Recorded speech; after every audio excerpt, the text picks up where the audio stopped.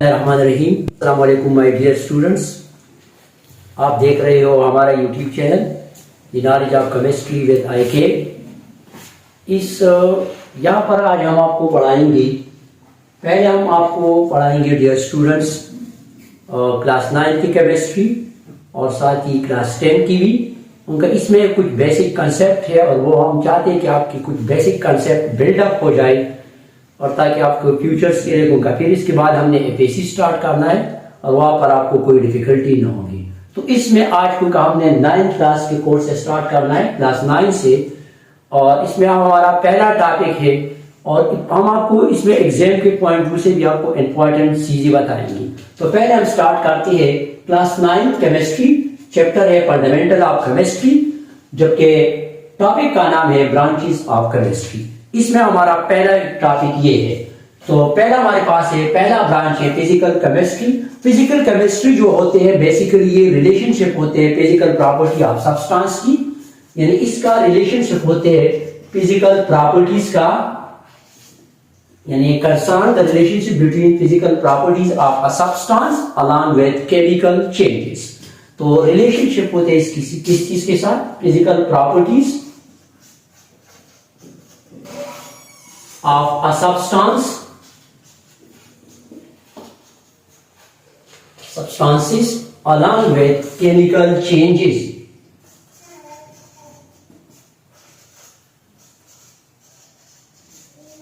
ये डिफिनेशन मैंने थोड़ा सा पॉइंट में डिवाइड किया।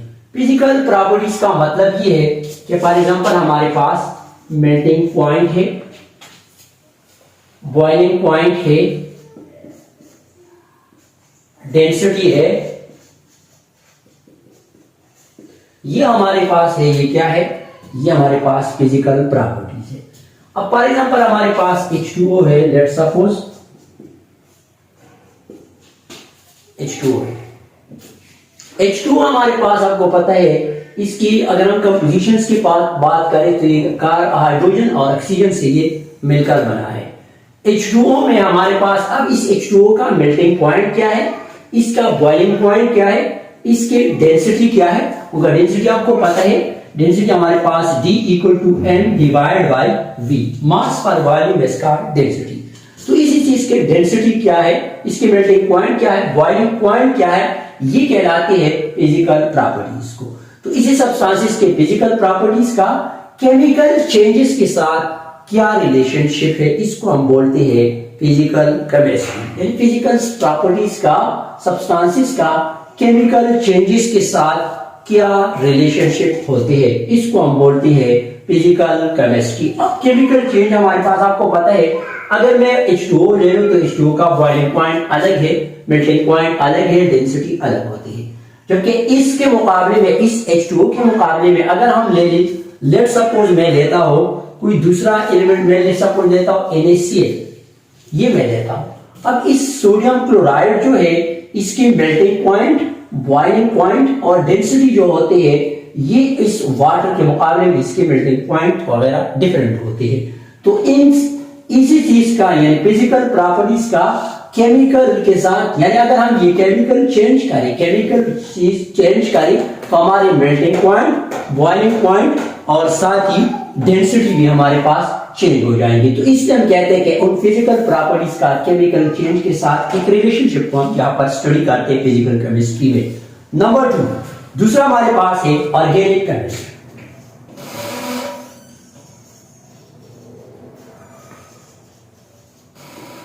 दूसरा जो है वो है ऑर्गेनिक केमिस्ट्री। ऑर्गेनिक जो होती है, ऑर्गेनिक केमिस्ट्री के अंदर हम स्टडी करते हैं स्टडी ऑफ हाइड्रोकार्बन। उनका organic chemistry the study of hydrocarbons and their derivatives is called organic chemistry. The study of hydrocarbon of hydrocarbons and their derivatives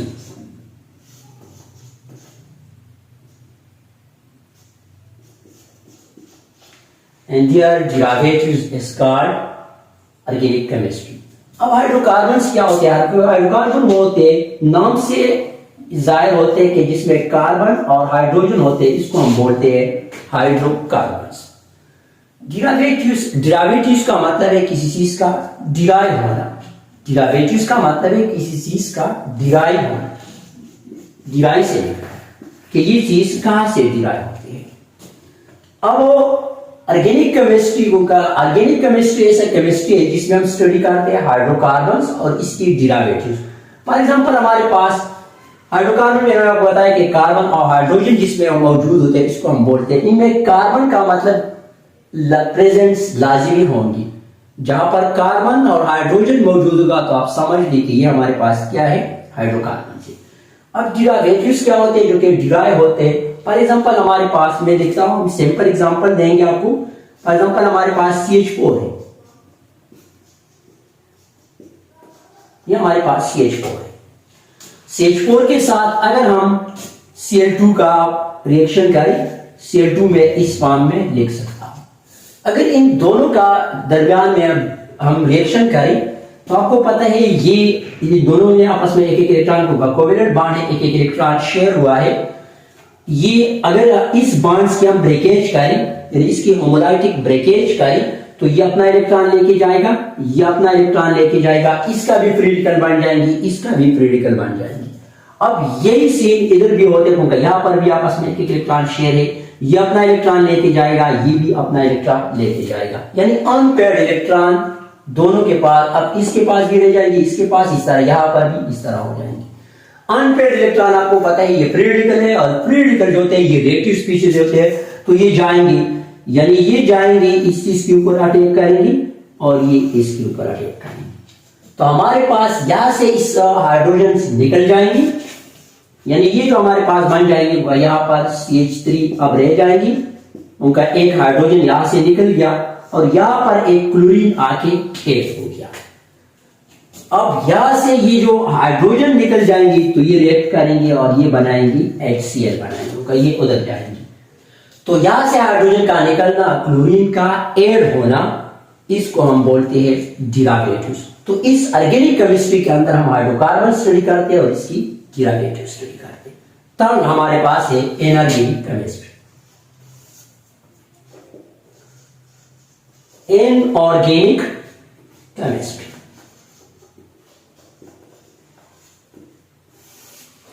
inorganic chemistry जो है बेसिकली उनका इस इनऑर्गेनिक केमिस्ट्री के अंदर हम स्टडी करते हैं the study of all the elements and compounds. जितने भी एलिमेंट्स होते हैं, elements and study of elements and compounds, except, यहां पर एक एक्सेप्शन केस आता है और वो ये है कि accept hydrocarbons.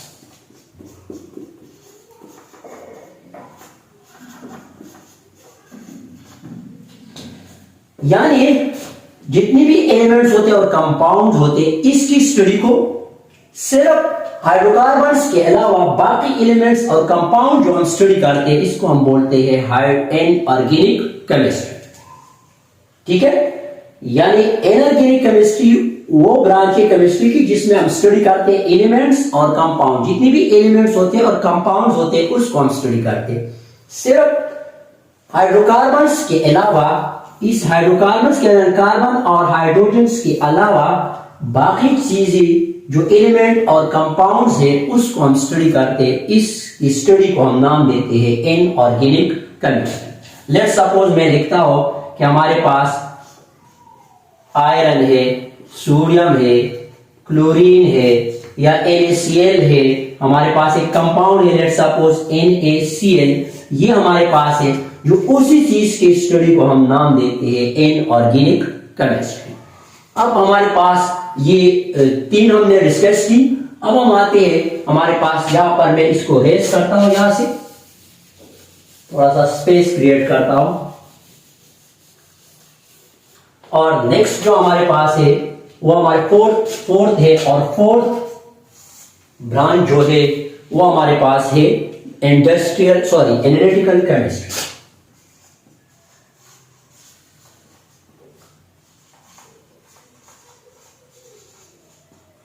Analytical chemistry analytical chemistry जो है ये, इसमें हम किसी चीज के एनालिसिस करते हैं, और एनालिसिस हम दो तरीकों से करते हैं।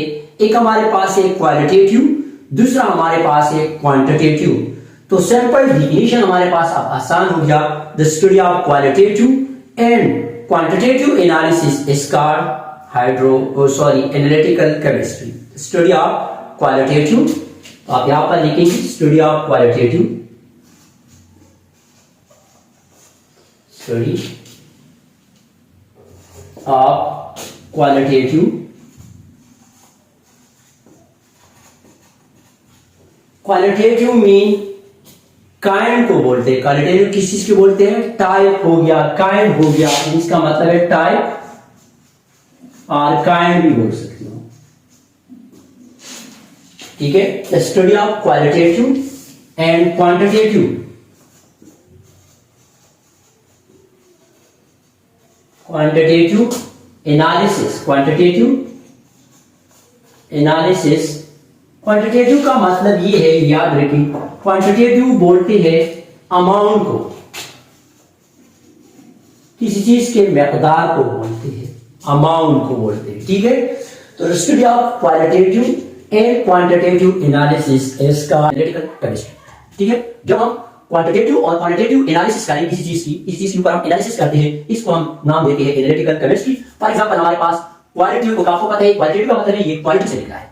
लेट्स सपोज एक ट्रक के अंदर बहुत से कैरेट पड़े, और इसमें यह फॉर एग्जांपल एप्पल की कैरेट है, इसमें एप्पल पड़े हैं। अब आपको पता है इस सारी कैरेट्स की हम क्वालिटी तो हम ऐसे नहीं कि एक एक कॉम उठाए, एक एक एप्पल को उठाए, उसको हम चेक करें। तो यहां से हम एक सैंपल लेंगे और इस सैंपल को हम चेक करेंगे कि ये कौन सी क्वालिटी का है। तो आपने एक सैंपल लिया, इसको चेक किया, इसके टेस्ट चेक किया, टेस्ट के हवाले से ये अच्छा है बुरा है आपने चेक किया, इसका मतलब है कि आपने इसकी क्वालिटी को चेक किया। अब ये आपने एक एप्पल में लेकिन एज अ होल ट्रक जो है आपकी ये क्या है? Quantitative analysis. अब आपने जो एनालिसिस कर दिया, क्वांटिटेटिव एनालिसिस हो गया। इसको हम बोलते हैं द स्टडी ऑफ क्वालिटेटिव। जब हम किसी क्वालिटेटिव और क्वांटिटेटिव एनालिसिस करें किसी चीज के ऊपर, इस ब्रांच ऑफ केमिस्ट्री को हम नाम देते हैं एनालिटिकल केमिस्ट्री। ठीक है, नेक्स्ट हमारे पास है नंबर 5 जो है वो है industrial chemistry. Industrial, dear students, नाम से जाहिर है इंडस्ट्रियल केमिस्ट्री। बेसिकली हम स्टडी करते हैं इंडस्ट्री, उनका इंडस्ट्रियल केमिस्ट्री के अंदर हम स्टडी करते हैं स्टडी, यानी इसमें हम study of techniques, chemical processes, और साथ ही ये मुख्तलिफ किस्म की चीजों की जो प्रिपरेशन होती है, इसको हम नाम देते हैं इंडस्ट्रियल केमिस्ट्री। ठीक है, उनका यहां पर हम एक बात तो ये है कि हम टेक्निक्स को स्टडी करते हैं। नंबर 1 आप टेक्निक्स, नंबर 2 आप इस केमिकल प्रोसेस को स्टडी करते हैं। केमिकल की प्रोसेस क्या है, केमिकल बनाने का प्रोसेस क्या है, केमिकल प्रोसेस हम सीखते हैं। नंबर 3, ये मैं आपको ये पॉइंट्स में डिवीजन डिवाइड कर रहा हूं, ठीक है, ताकि समझने में आपको आसानी हो। नंबर, इसकी प्रिपरेशन क्या है, इस केमिकल्स की जो हम बना रहे हैं इसकी प्रिपरेशन का तरीका क्या है।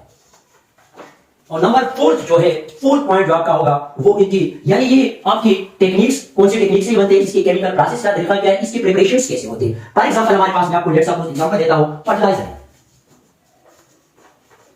अब ये फर्टिलाइजर्स कैसे तैयार होते हैं, इसके लिए हम रॉ मटेरियल लेते हैं, इसके साथ हम रॉ मटेरियल्स को यूज करते हैं। इस तरह फॉर एग्जांपल आप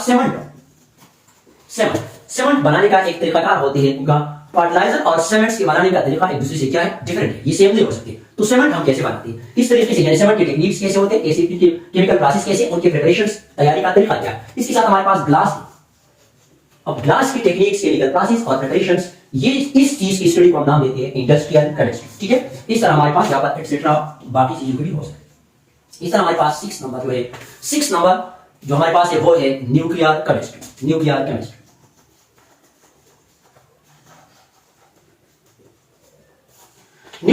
न्यूक्लियर केमिस्ट्री नाम से जाहिर है कि न्यूक्लियस से निकला है, न्यूक्लियस। ठीक है, अब आपको पता है, यानी जब हम न्यूक्लियस की स्टडी करें, स्टडी ऑफ न्यूक्लियस, अब इस न्यूक्लियस के अंदर चेंज भी आ सकती है। उनका इसके अंदर चेंज ये है कि ये जो न्यूक्लियस होते हैं, उनका कुछ एलिमेंट हमारे पास ऐसे होते हैं कि वो क्या होते हैं, हाईली अनस्टेबल होते हैं, और ये वो एलिमेंट जिनका एटॉमिक नंबर जो होते हैं वो 82 से ज्यादा है, ये हाईली रेडियोएक्टिव एलिमेंट्स है। और इसमें यानी न्यूक्लियस की स्टडी को, इसकी जो इसमें जो चेंज आते हैं इस न्यूक्लियस के अंदर, चेंज क्या है, इस और इसके साथ ही इनकी जो मुख्तलिफ किस्म की प्रॉपर्टीज होती है इस पार्टिकल्स की, उनका यहां पर होते हैं बेसिकली एमिशन एंड एब्जॉर्प्शन होती है।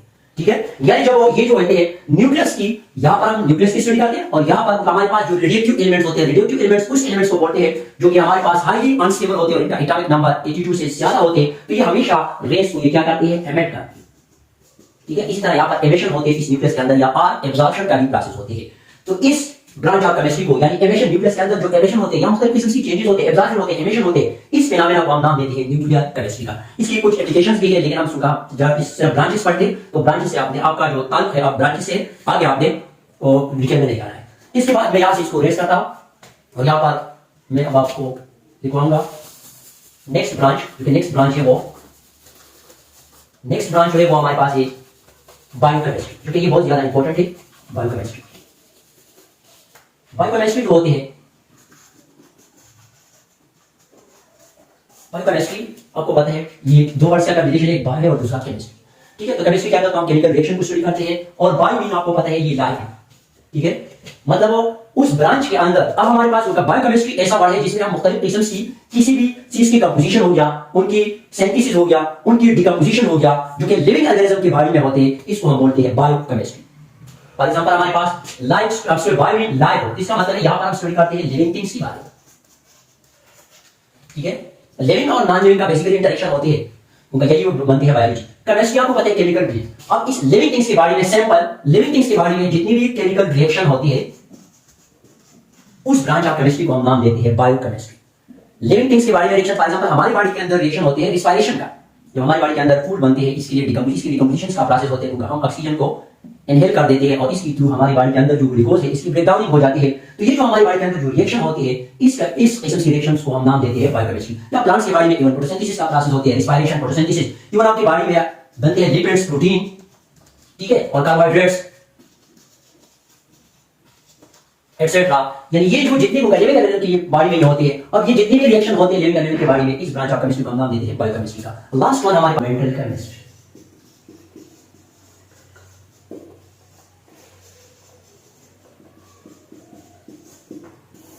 एनवायरमेंटल केमिस्ट्री, एनवायरमेंट को का एनवायरमेंट से निकला है। अब आपको पता है उनका एनवायरमेंट के अंदर मुख्तलिफ किस्म के उनका लिविंग थिंग्स यहां पर रहती है, लिविंग थिंग्स भी है, नॉन लिविंग थिंग्स भी है। तो इस एनवायरमेंट्स के ऊपर इस लिविंग और नॉन लिविंग थिंग्स का इफेक्ट क्या है।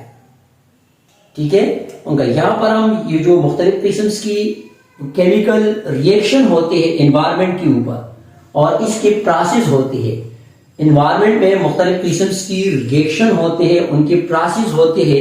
अब इस लिविंग थिंग्स का होगा, यहां पर हमारे पास लिविंग थिंग्स फॉर एग्जांपल है, या इवन मुख्तलिफ किस्म की नॉन लिविंग थिंग्स भी है, जैसा हमारे पास प्लास्टिक्स है, वाटर है, ये जितनी भी है। अब इसी चीज को होगा, इंसान जो होते हैं आपको पता है मुख्तलिफ किस्म की इंडस्ट्रीज बनाते हैं, इंडस्ट्रीज बनाते हैं। इस इंडस्ट्री से आपको पता है वाटर पॉल्यूशन भी होते हैं, एयर पॉल्यूशन भी होते हैं, मुख्तलिफ किस्म की पॉल्यूशन काज होते हैं। तो ये जो केमिकल रिएक्शन होती है, केमिकल सब्सटेंसेस का जो इंटरेक्शन, ठीक है, प्रोसेस ऑफ द एनवायरमेंट, इसका जो प्रोसेस होते हैं एनवायरमेंट में,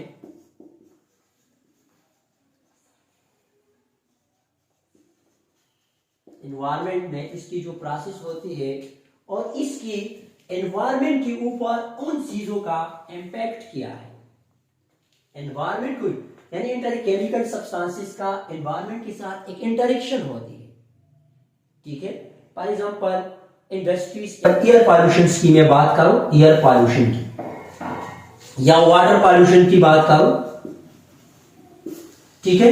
अब एयर पॉल्यूशन जो होते हैं उनका आपको पता है, जब गाड़ियों की वजह से या इंडस्ट्रीज की वजह से सल्फर डाइऑक्साइड हवा में रिलीज हो जाते हैं तो एसिड रेन काज होती है। सल्फर डाइऑक्साइड उनका वाटर के साथ रिएक्शन करते हैं और सल्फ्यूरिक एसिड बनाते हैं, जो कि स्ट्रॉन्ग एसिड है, और एसिड रेन को। इसी तरीके से अगर नाइट्रोजन डाइऑक्साइड वाटर के साथ रिएक्शन करें उनका, ये भी गाड़ियों, ऑटोमोबाइल वगैरह की वजह से ये हवा में रिलीज हो जाती है। इसकी वजह से भी उनका नाइट्रोजन डाइऑक्साइड वाटर के साथ रिएक्शन करते हैं और बनाते हैं नाइट्रिक एसिड, जो कि ये भी एक एसिड है, जो कि इसकी इफेक्ट है। अब इंटरेक्शन केमिकल सब्सटेंसेस का जो एनवायरमेंट्स के ऊपर इफेक्ट है उनका, ये हमारे पास ऐसी सब्सटेंसेस है उनका एयर में सल्फर डाइऑक्साइड वगैरह चले जाते हैं तो इनके साथ एक इंटरेक्शन है। अब इसमें प्रोसेस कौन सा, यानी प्रोसेस ऑफ एनवायरमेंट, एनवायरमेंट में कौन सा प्रोसेस होते हैं इसके साथ, और साथ ही एनवायरमेंट के ऊपर इन सब्सटेंसेस का इफेक्ट किया है। इस ब्रांच ऑफ केमिस्ट्री को हम नाम देते हैं एनवायरमेंटल केमिस्ट्री। ये हमारे पास ब्रांचेस खत्म हो गया। अगर आपको कोई भी क्वेश्चन हो तो आप कमेंट सेक्शन में जाके मुझसे क्वेश्चन पूछ सकते हो। अल्लाह हाफिज।